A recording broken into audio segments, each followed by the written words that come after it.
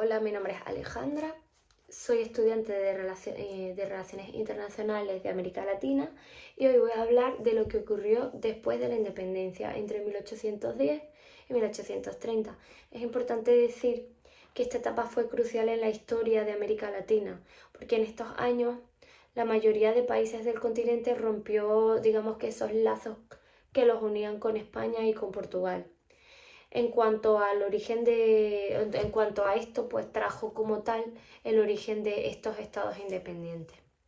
Por otro lado, esta independencia de política que hubo no trajo esta estabilidad de manera inmediata, ya que digamos que pasó por una transición de diferentes cambios, en la que la autonomía social y económica se vieron afectadas.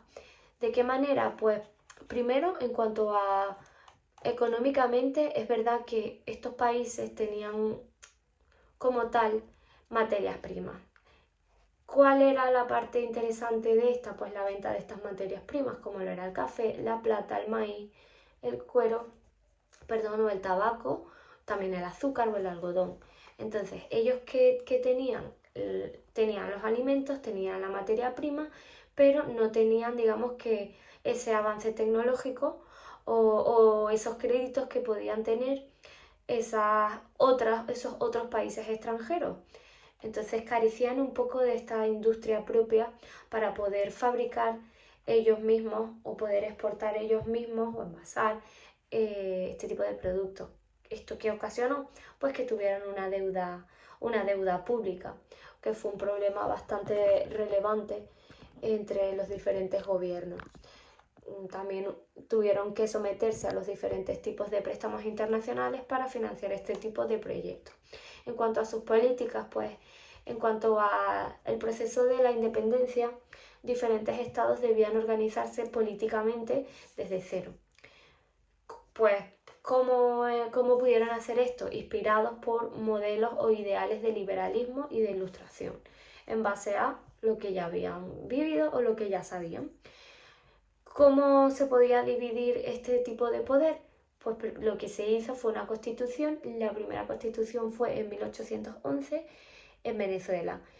Entonces, ¿cómo se establecía? Pues un sistema federal similar al de Estados Unidos, reconociendo así la soberanía del pueblo, la división de poderes y de la religión católica como oficial.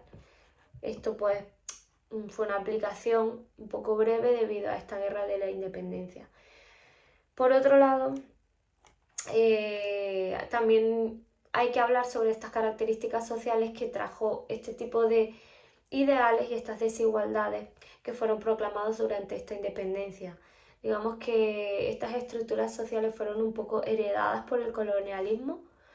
Entonces, digamos que estas élites criollas siguieron manteniendo ese poder político, económico y cultural. Y por otro lado, es verdad que los indígenas y afrodescendientes sí que fueron marginados durante bastante tiempo en cuanto a esa participación política y como que no tuvieron ese acceso real a la ciudadanía como los criollos de esa época. Entonces, a muchos países también avanzaron aboliendo así la esclavitud, que fue un proceso un poco lento, y también hubo bastante desigualdad en cuanto a la religión. Sin embargo, pues en este tipo de periodos o de transición, de cambios, es muy difícil que no hayan consecuencias, digamos.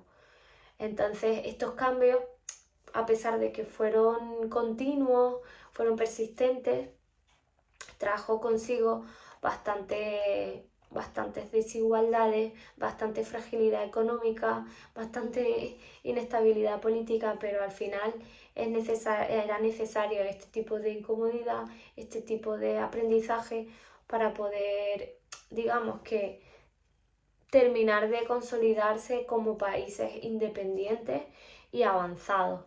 Y esto sería todo. Muchas gracias.